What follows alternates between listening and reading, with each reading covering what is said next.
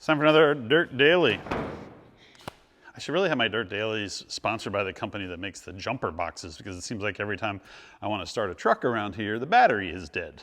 This is my dirty 80 series LandCruiser, and even though it has a brand new battery in it, it still seems to have some sort of parasitic draw that kills the battery every time it sits for a couple weeks.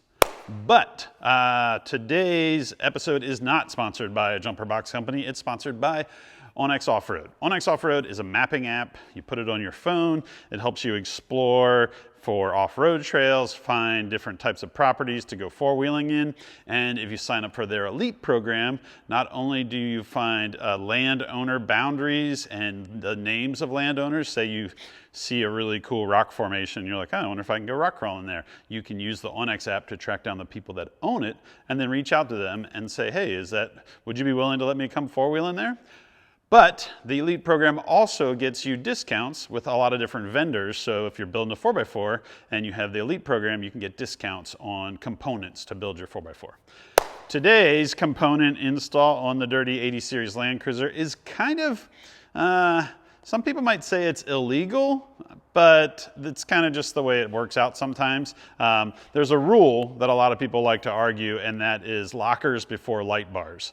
Well, I'm not going to install a light bar, but I am going to install some off-road lights today. And the 80 series doesn't have lockers yet, but that's because I'm waiting for some other parts to get here before we do lockers on it.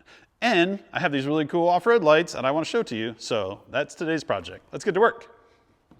These are the lights that we're installing on the LandCruiser. These are new from ARB. They're called the Intensity IQ lights. And they have a really kind of modern styling, which goes great with a lot of new late model 4x4s. And it's really cool. This light has 4 different lighting patterns. So there's like a super spot for way down the trail, or if you're going fast in like the desert, you want to have the lights way down in the road to see if there's anything out there. Then there's still a long spot of flood that'll light up around you. So if there's like wildlife coming out of brush, or there's a ditch coming up, and then there's a mid-range that actually fills in between the different patterns. So today's project is we're going to try and make this really modern, new style LED light work on this beat up old LandCruiser. But it should work because this is an ARB and the bullbar is also ARB. We have to kind of figure out where it's going to fit. Sometimes people put them up there, sometimes people put them here, out here. So I'm going to look through the different spots, see where they fit the best. Funny spots. I'm going to look through the different locations on the bumper and see where they fit the best, and if we have to modify that old bumper a little bit to make these new lights work. This old ARB bumper has 4 different mounting points where you could mount some off-road lights. There's 2 on the top bar, and there's 2 on this bottom bar, which is above the winch. I also added a mounting tab behind the tube here to hold the solenoid pack for this Warn M8000. And I can already tell that if I want to use this mounting point over here on the passenger side, that is going to have to be moved. So I've resigned myself to the fact that even though I mounted and welded this bracket on here, I'm probably going to have to cut that off and relocate it somewhere else. Then I grabbed the IQ light and I mocked it up here, and it's huge. Like, it really fills in that whole space, and it doesn't really reach the mounting tab on the bottom. Plus, the mounting on this light has 3 holes. There's a large one here and then 2 smaller ones. And the bracket only has 1 hole. And in order to get to it, it just doesn't really sit flat, and it's kind of guarded behind the tube, which I like, but it's up so high that the top of it is actually inhibited by that tube. So like the top super spotlight might look a little funky because it'll be reflecting off of that tube or getting blocked by that tube. So then I thought, well, maybe I can put it up top here, but that just kind of looks ridiculous too. And then I thought, well, maybe I can turn it upside down and mount it upside down in here, which isn't bad, but you're kind of blocking everything. And what's cool about this is like there's like this heat sink down here that as the airflow goes in, it'll help cool the light because it's an LED and it's going to make some heat. So what to do? Well, I think I'm going to start by removing the solenoid pack and get that out of the way. That'll have to get reinstalled somewhere after the fact, after the lights find a home, because the lights are so much bigger. Then I think I'm going to just cut off this tube, or not the tube, I'm going to cut off these little tabs on either side that would hold the lights, because they're not going to work. They're not in the right spot. They only have one mounting hole, and I think they could be replaced with something that's a little bit more custom that'll fit. And then I think the plan is going to be to actually mount this in there and down a little bit, but try to keep all of the light above the tube so that it'll fit. Because if I mock it up in the middle section here, I can get all 4 light styles above the tube, and I might just have to cut off the old tabs, make some new tabs, and then weld them on maybe a little bit lower or a little bit farther down or back or whatever. So we're going to cut and weld. It's kind of surprising that it doesn't bolt right onto this bumper, but these lights are brand new. This bumper has been around since, well, probably early 90s. So it's not really that surprising that things have changed. I could probably not use these lights at all and find some smaller ones that would fit in there better. They may even go with that era, but I got them and they got a lot of cool features. So I think I'm going to find a way to mount these. All right, that's going to live somewhere lower. This bracket isn't bad, but these two definitely have to go.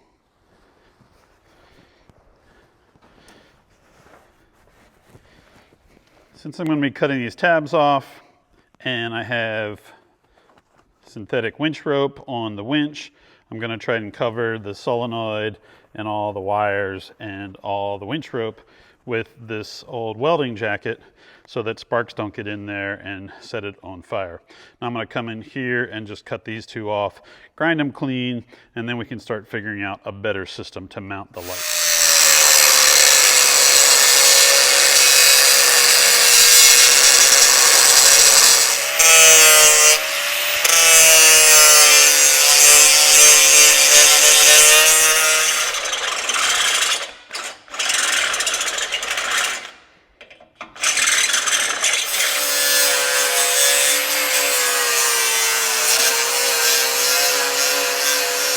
I got the old tabs off.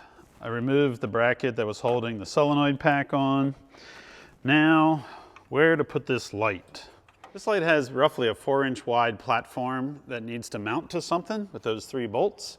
And I thought about having it sit kind of like partially in front of the tube, but then there's really nothing protecting it. And it's not that I'm planning on smashing through brush with this truck, but if I have to smash through brush with this truck, I don't want to damage these lights. These lights are really expensive.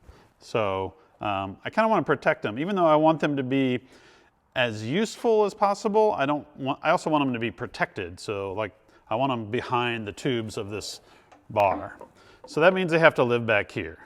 Now I don't want them up too high that the spotlight gets infringed by this upper tube. I don't want them down too low that the floods get infringed by the bottom tube. So they kind of need to sit basically right there in the middle. And I want them to be back enough that if I have to adjust them a little bit, they aren't going to like rub against this. Plus this is like some sort of polycarbonate plastic lens, and I don't want that rubbing against the bull bar. So I basically want them to sit kind of behind the tube and back a little bit. And I was kind of eyeballing it, thinking, all right, I could build a tab and have it come off this tube here. And then I was like, wait a second. How am I going to have them both perfectly level? And then I was like, what if I found a piece of metal that ran from this part all the way over to there? So it kind of was like maybe 3/4 or all the way down to the bottom of this tube, but it ran from this bracket upright over there to that upright. And if I get that in there and I get it level and I have the holes drilled to match, then these should be level and identical from side to side. Plus, I could also drill holes in it and set this little solenoid pack up on top of it, and then I would have my winch control. So basically everything would be on one level, and it would be a little bit difficult to get the fasteners to, but that's fine because I really want the fasteners to be hard to get to so that these fancy expensive lights don't walk away. So I think that is going to be my plan. I am going to find a piece of metal that fits from here to here, a piece of strap maybe 3 or 4 inches wide, and set it in there and kind of get some ideas, and then maybe tack it into place and then drill some holes for it. Or maybe drill some holes first and then set it in there, try to get it all lined up.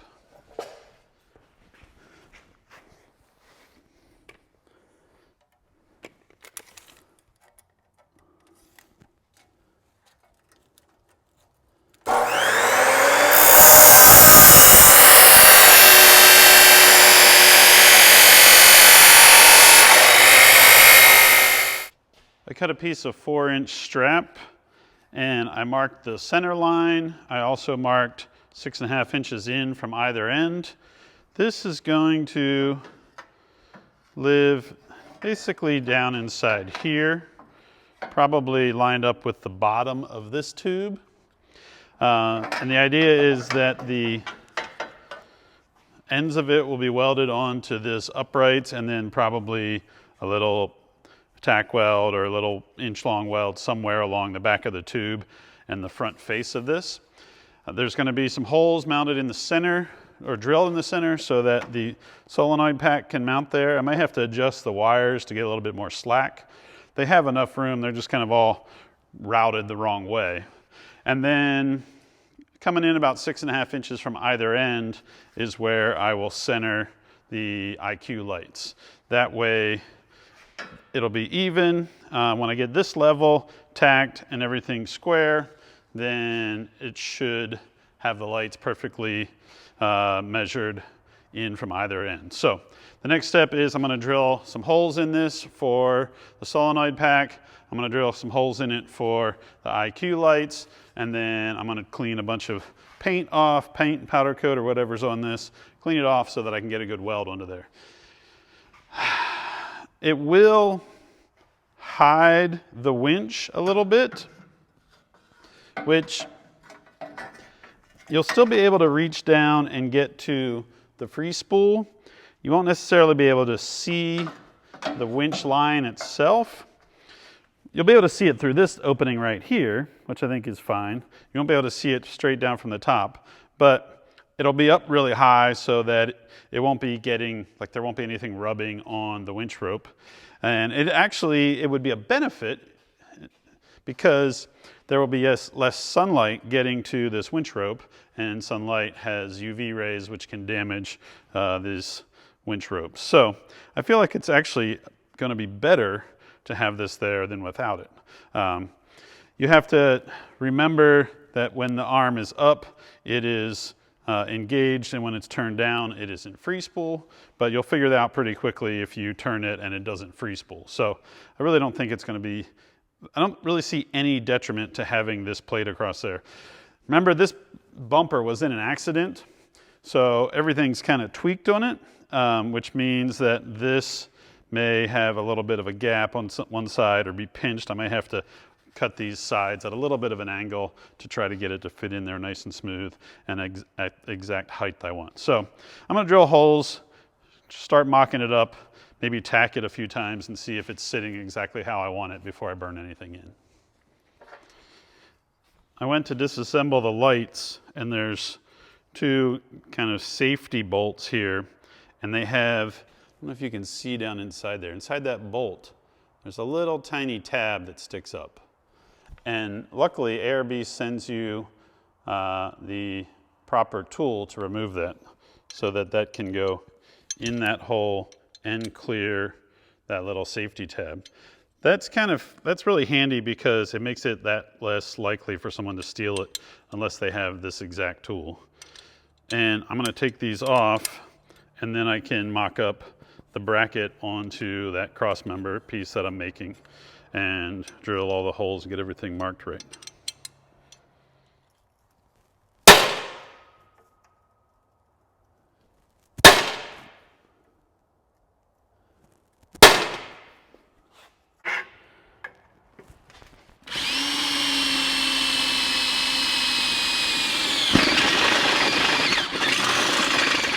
Drilled all my holes in my bracket, these two in the middle for the solenoid, the ones on the outer edges for the brackets to hold the lights.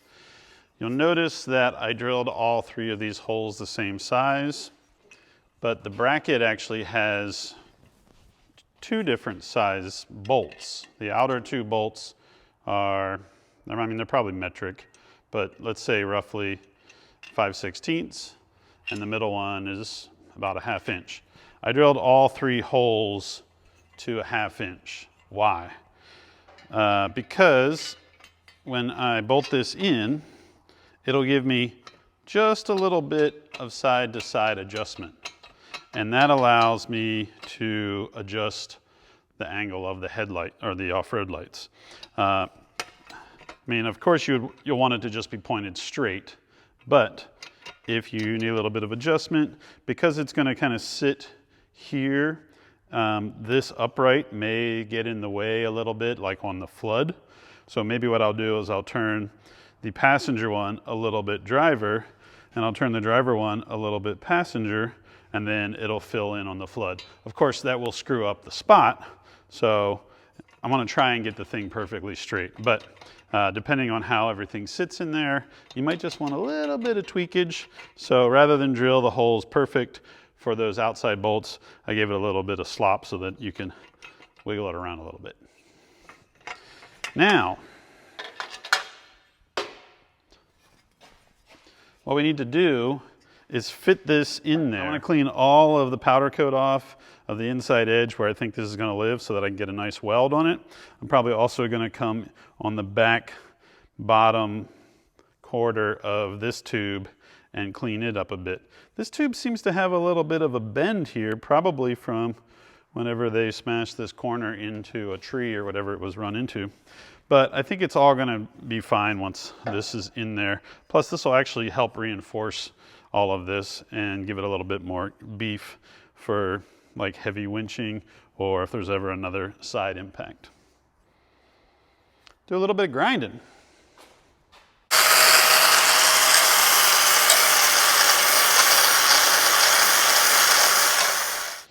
Made my plate, drilled my holes. I painted the top and bottom of it so that once it's welded in here, the bottom of it isn't gonna rust. I'm gonna go through and sand the ends of it so it's nice and clean so I can get a good weld when I install it. Then I'm gonna mock it up inside here, figure out, I have some ideas about where it's gonna weld to these end pieces, but I probably will stitch weld it somewhere on this tube. So I need to figure out where it's gonna get stitch welded to this, and then I'm gonna sand a little bit more paint off so that I get a good weld. It's gonna sit something like that. I think we have a plan. I have this bracket about 2 inches down from the opening on either sides. So I'm gonna tack this into place. Just put a couple tacks in, don't get crazy, so that when I mock it all up, if something doesn't look right, if it's too low or not low enough, we can adjust it. So let's get this thing in place and put a tack on it, and then we can move ahead and try to get these lights on.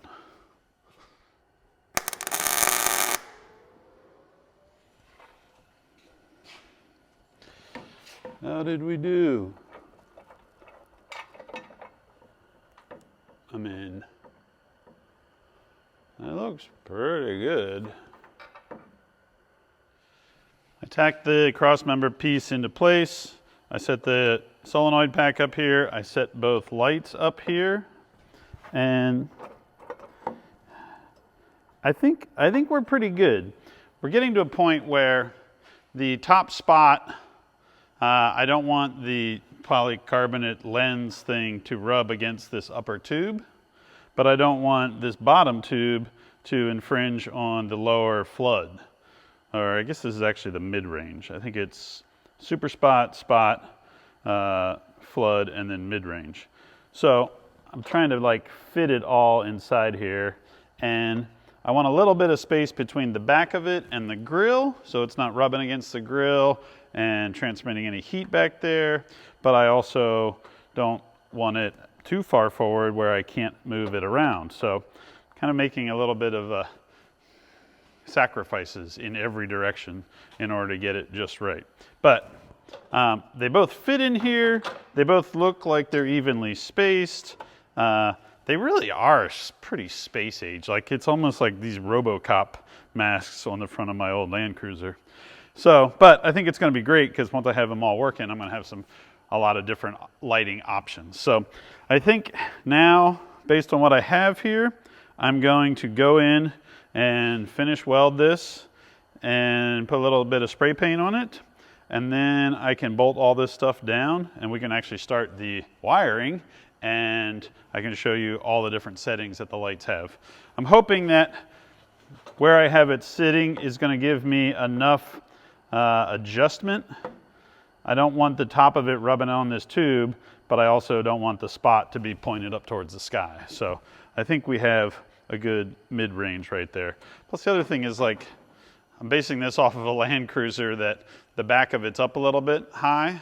So once I load the back up with a bunch of gear, it might settle down a little bit, and then I might be adjusting everything again. But cross your fingers, I think this is where it's going to live, because that's where it's going to live.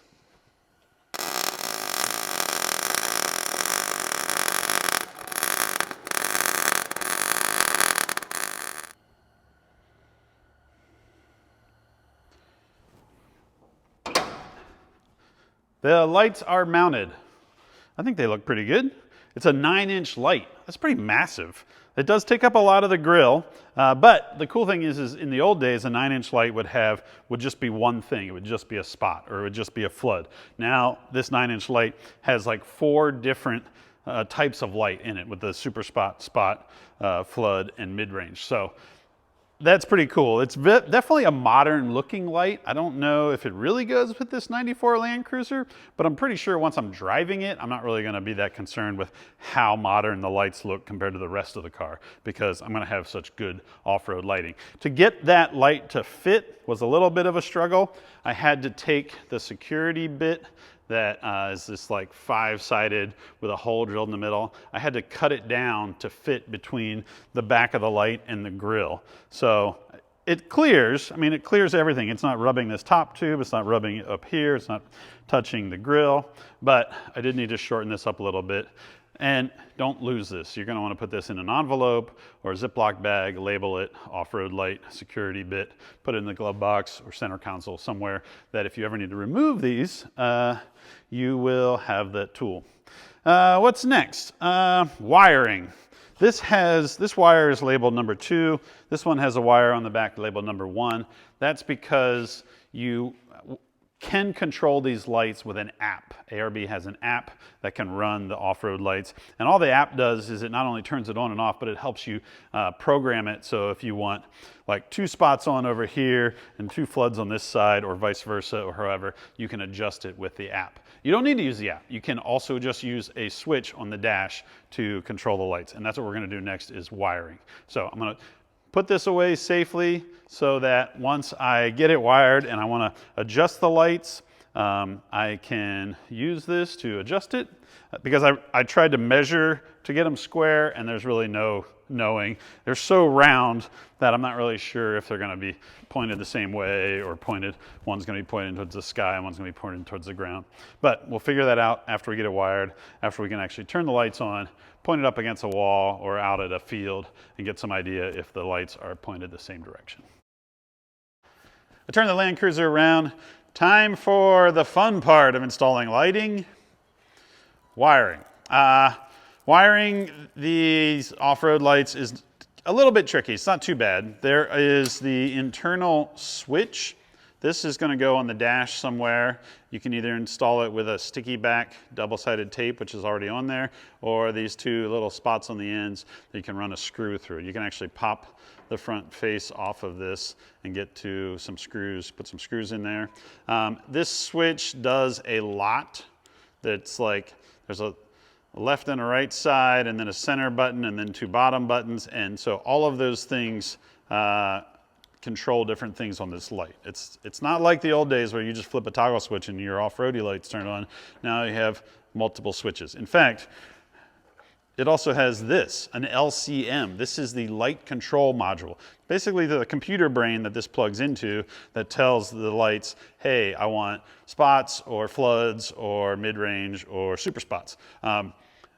Because the lights can do so much, you need more wiring so that it can control it easier and tell it all what to do. I think that's cool. But it's also like, I get it. You're kind of like, there's so much more stuff going on.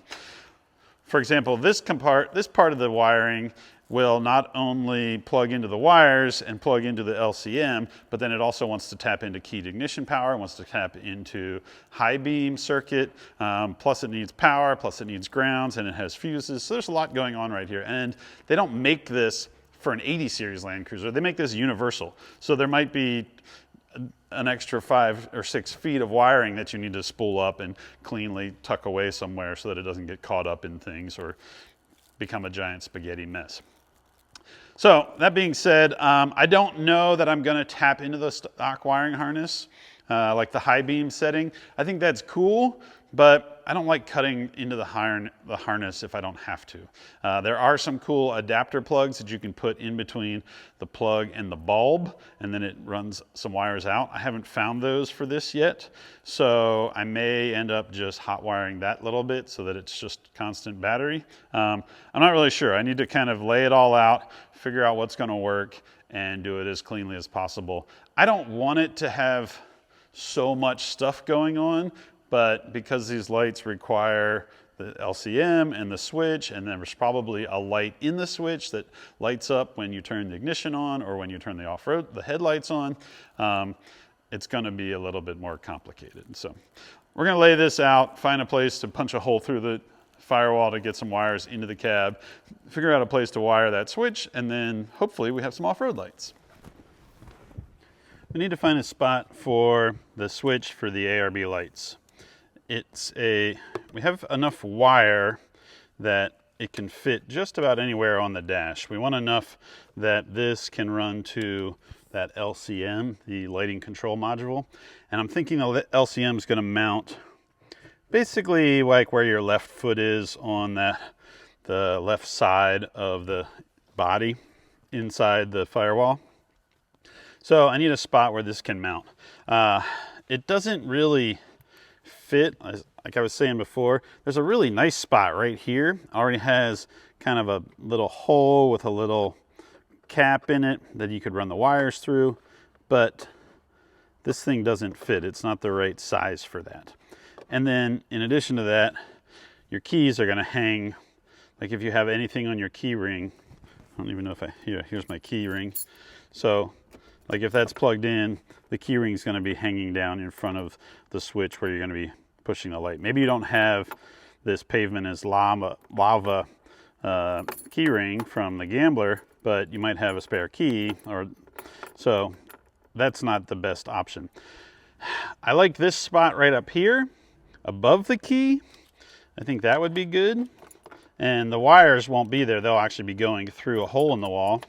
So I thought about that, and then I also thought about right here, there's some little knockout panels on the dash. There's also ones up here, but I think I'm going to go with this one right here, this knockout panel, basically right in front of the shifter. When the key's turned and this is in gear, well, I can't turn it right now because the battery's disconnected, you'll be able to push the buttons right there easily. Up here's also nice. You kind of want an idea of where you can touch it quickly if you're off-roading and like you come over a rise and someone else is coming at you and you want to be able to shut off your big blaster lights and just get down to the headlights. So that's where if it's wired into the high beams, you can just usually click the high beams and that'll shut off your main off-road lights. But I think for now what I'm going to do is a spot right here. I think I will have enough wiring harness. I just drill a hole. I could use the screws in the back that run through the little screw holes, or I think I'm just going to use this double-sided 3M tape to hold it into place. So I'm going to drill a hole right there and then route the wires over, and then we can mount that LCM. Man, this dash is garbage. It's so filthy. It's all cracked and broken. If I could, hey, if anybody's watching and you have a nice dash, like even this part, I don't mind that the wood is all cracky. That's kind of whatever. But like, I wish this part wasn't so garbage. Mine is kind of this grayish blue. So if you have a LandCruiser, a wrecked LandCruiser with a good dash, let me know. I might be interested in this dash cover piece. Or I'll just let it alone, whatever. It's junk. There we go. So by pushing down in this hole, or if you're like mine and it's all uncovered, you just move the little plastic piece, then you can get the shifter back and out of the way. Now we have access to this spot right here that we want to drill a little hole in for the wires. Oh, you know what? That looks like that'll pop out. Let's see if we can pop this out first. Oh yeah, look at that. Perfect. Now we can see back in there. Good, there's nothing back there. So now we just need to drill a hole in this little piece. We'll set that back up there.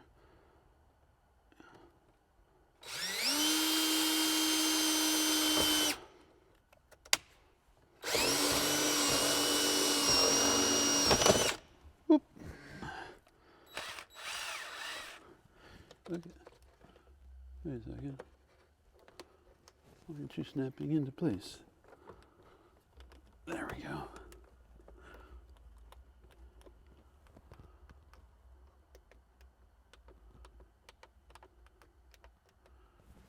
I think that turns out pretty good. What do you think? Yeah. Wow, nice and clean. I mounted up the switch.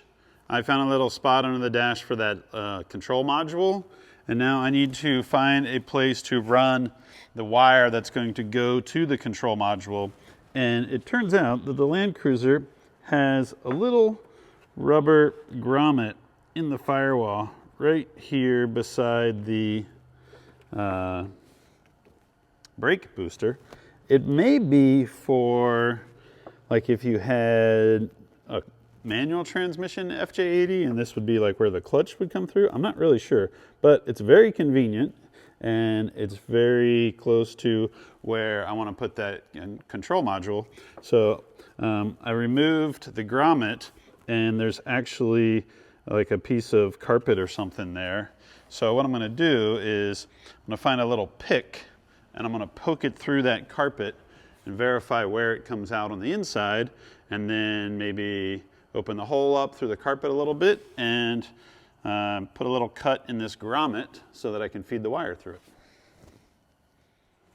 So I took a blade and I cut some just a little cross in this grommet, and then I'm going to feed the wiring harness right through there. And then this can all pop right back into the firewall. And I found where the hole in the wall pokes through on the inside, and I drill a little hole through like the backing for the carpet, and now I can feed this right in there. Okay, I still have a lot of wiring to find a home for, but I'm going to move on to the rest of it and figure out how to get everything wired up to the lights and all these other circuits. Under the dash, you can just make out where the wire pokes through, and this wire now runs down to the control module. And the cool thing is up inside here, there is like some other computers and brackets, but there's like a little spot back up inside there that I can store that LCM control module. Basically, it's going to live kind of back behind all of that stuff.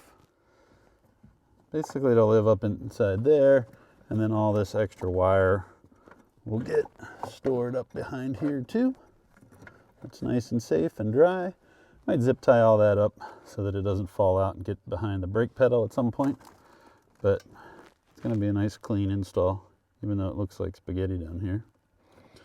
Let's go deal with the rest of it. I got all the wiring done. I ran a wire through the firewall to the LCM, the light control module, and then it came out and there was a spaghetti of wire here.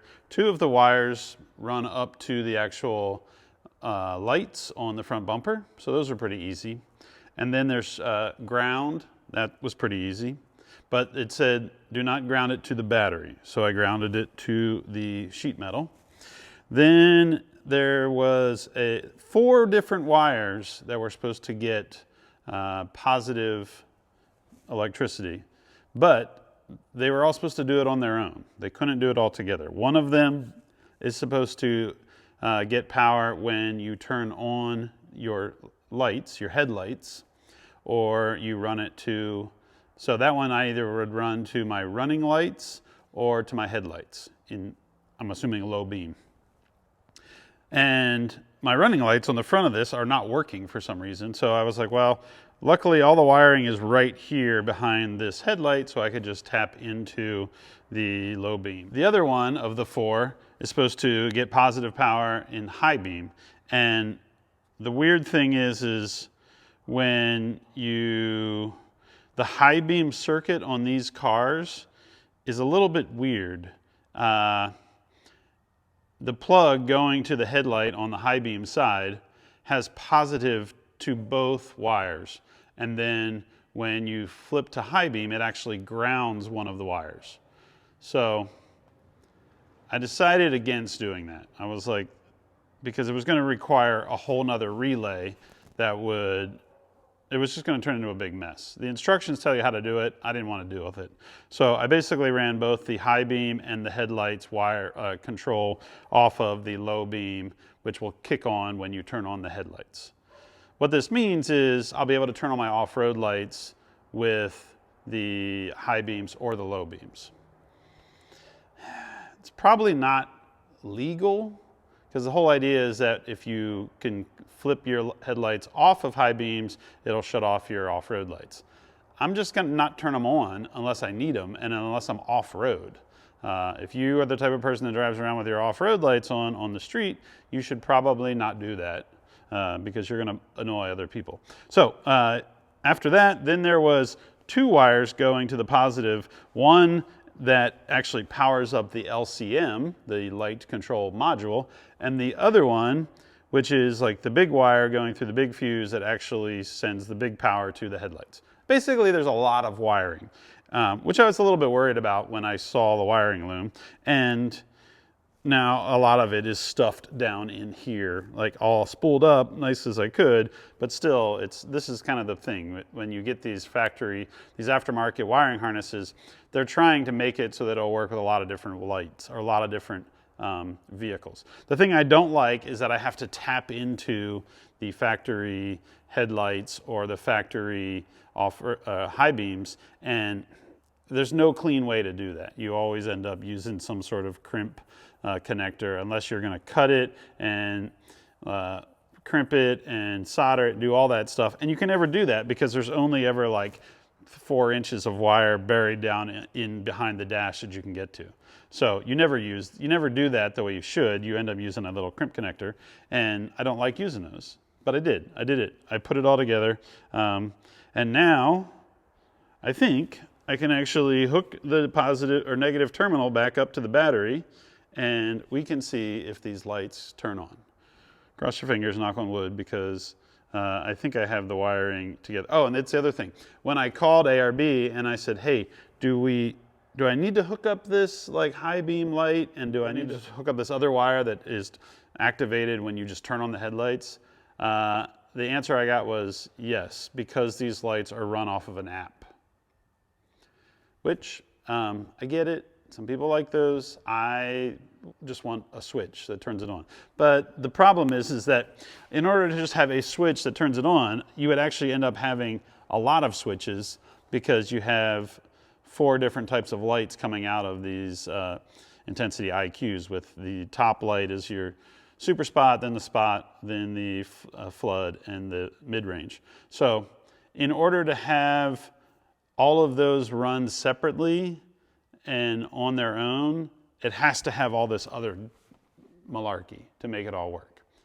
Unless you have like a whole bunch of switches just to turn one light on. Like you would need 4 different switches just to turn one light on, and then you wouldn't be able to adjust it the way you can with the app. So hopefully I put it together correct enough that it will work.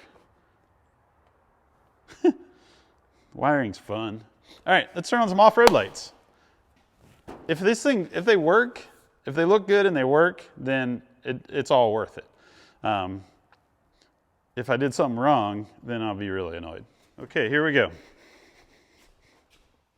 Turn on the headlights.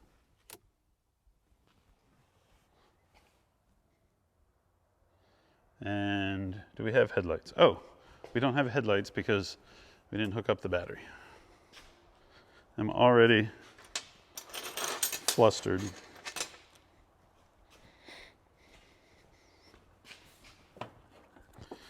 Positive terminal back on the battery.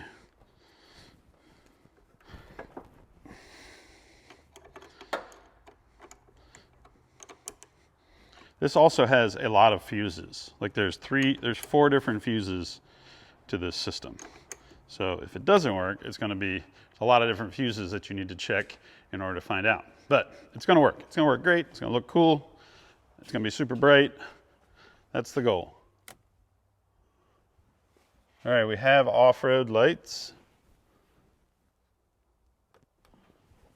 Wow! Look at that. Oh, that's another one. That's another one. That's even brighter. I think that might be everything. Look at that. That's so bright. Oh, and now it's back down to, I don't even know. So the light has a whole bunch of settings that you can set it up to. And now I need to sit and read the instructions on figuring out how to do that. But the cool thing is that it works. The headlights work, the off-road lights work, everything seems to work. And I think if I go to high beams, it'll still work. Yeah. Also, looking at the light on the shop door behind the camera, it looks like this one is a little bit low, and this one is probably just right. So I think I can probably adjust that one up a little. But overall, I'm pretty stoked on it.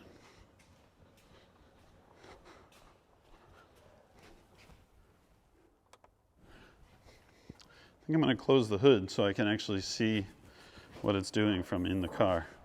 Did I leave any tools in here? This is the notorious step where the 10mm or a screwdriver or a pick or something else ends up down in the car.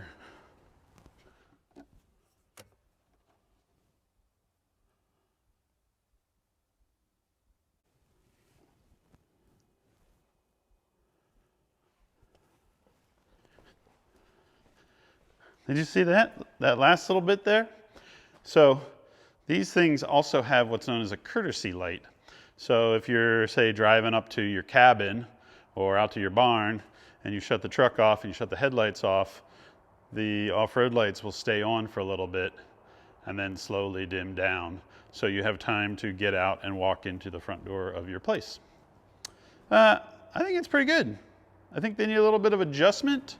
But for the most part, the lights will work pretty good. I'm gonna wait until dark and then we'll go outside and get a good shot of just how bright they are. So we're out in the field. I have the LandCruiser out here. Right now, it just has the headlights on. And I'm going to hop in it and go through the different settings and kind of tell you what each setting is so that you can kind of see the difference between a spot, super spot, the flood, and the mid-range. But I'm gonna hop inside the truck and push the button and kind of show you all the different settings. Hopefully it comes through on the camera. All right, it's pretty dark in the cab of the truck, but this is what happens when you turn on the headlights. Turn on the headlights, your center stack lights up, and then there's this couple blinking lights, and then there's this little red box. You can just barely make it out. So doesn't really bother you when you're driving, but you can find it pretty easily. Now I'm going to turn on the flashlight in the truck and give you an idea of what it actually is. So that red box is what is around the ARB logo on the switch. So there you can see the whole switch. Since I want to kind of show you all the lights, I'm going to kind of take the flashlight away a little bit. Now, once you have your headlights on and you want to turn your off-road lights, you just come here and you push this ARB button once. You'll see that there's one red light that lights up. Now, when that lights up, that is at the setting for 75% super spot, 75% spot, 45% flood, and 100% mid-range. So it lights it up pretty good. That's a pretty good starting point. Now, if you want to just go to the super spot, you're going to come back to this off-road switch and you're just going to push the right side once. That'll turn on 2 lights, and that is the second preset, and that is for 100% super spot, which when you look outside the truck, you can see it's a really small light, really far off. Would be good, I guess, if you were trying to spot something way far down the road, but you didn't want to fill in a whole lot of space around you. I'm not really sure when you would just use the super spot. Then if you come back to the button and you push the right button side of it again, you go to setting number 3, and that is 100% spot. That's a little bit more useful. Say you're going fast and you're going down a long straightaway and you want to light up the whole distance, or light up the distance far in front of you and kind of see what's going on. You might have that 100% spot on.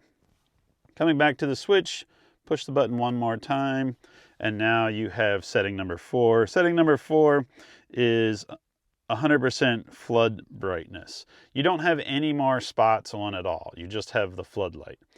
And that's pretty good, like if you're rock crawling or you're trail wheeling, you're going slow and you just want to kind of light up everything right around you.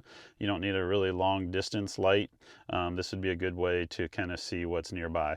Or if you're driving slowly in the woods and you want to kind of watch for a turnoff or watch for wildlife or whatever that could jump out at you, driving along slowly with the flood is a pretty good light. And then if you come back to the switch and you push it one more time, you get the 5th setting. You now have 5 lights on, and that 5th setting is 100% mid-range. This is probably the most useful because you can drive a little bit quicker. It fills in a lot more. This is probably the lighting that you're going to go to most of the time if you're not going to that number 1 setting that has all of the lights on just at lower amounts. If you push this one more time and you go to setting number 6, it's a very dim setting. It's about 5% super spot, 5% spot, 10% flood, and 5% mid-range. This is almost the same as driving with your headlights on a high beam. So it's kind of like if you ever had a headlight issue and you needed to drive down the road, you could probably get away with this as a high beam. Now, coming back to the switch, I turned the flashlight a little to show you. At the bottom, there are 2 more buttons, these gray buttons. Oh, one more thing. If you need to, you can push the left button and it can step you back through all of the settings. So if you want to go to setting 4, you need to hit it all the way. You need to type over with the right side. If you want to go back to setting number 1, you go back to the left side and you step it back down. Okay, where were we? On the bottom here is these 2 gray buttons. If you push the left gray button up, you'll notice how it just turns on 2 lights. That gray button is currently set for 100% flood and 100% mid-range. So it lights it up pretty good right around you. again, going slow or on dirt roads, this is probably a pretty good setting.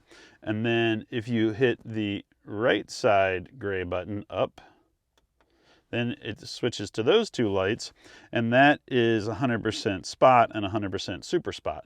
Really good for long distance down the track lighting. And then of course, if you need to just shut everything off, just tap the ARB button and all the off-road lights go off. You want the lights back on, tap the ARB button, and it goes back to the last setting you had before you shut it off. You can also tap either the left or right button and it goes back to the presets. Now we are on preset number 6, 5, 4, 3, 2, and 1. I kind of feel like preset number 5 is going to be the one I would use the most, which is the 100% mid-range, or preset number 1, which has some spot and some mid-range and some flood. And then you just push that button again, shut everything off. Oh, and also, if you have the lights on and then you shut your headlights off, everything will slowly shut down.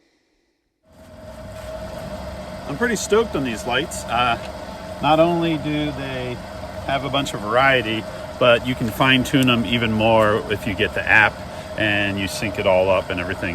Right now, I'm just going off of the switch on the dash and going off the presets. I need to go in and not focus them, but I need to aim them better so that the lights are pointing where I want them to be. But for now, I think right out of the box, it's pretty cool that you can have this much different variety of lighting off of just 2 lights. The wiring is a little bit convoluted, but I think that's the way most of them are, unless you have a light that is just on or off. So it's pretty neat. These are the ARB Intensity IQ lights, and I think they turned out pretty good. They fit on the bumper good. We had to do it's funny because like this was supposed to be just a one-day install project, not a big couple days project, but we had to do some fabricating, and then we had to do some wiring and deal with some old stuff that didn't really work very well, but it all came together and I think the lights look pretty cool. All right, that's it for this Dirt Daily. We'll see you guys next time. All right, I just finished aiming the lights, and you can see from the spot on the wall, much better. They're both level now. Don't forget that little tool that has the security piece in it. That's the one that you're gonna need in order to adjust the lights. So keep it handy, don't throw it away in case once you get the lights installed, you wanna tweak them a little bit. Oh, another thing, don't forget to go to Onyx Off-Road, use the 4xFred discount code, and sign up for Onyx Off-Road. What's this on the lift, you ask? Well, if you watch Dirt every day, you've probably seen it before. And if you haven't, I will show it to you in a future episode. That's it. We'll see you guys next time.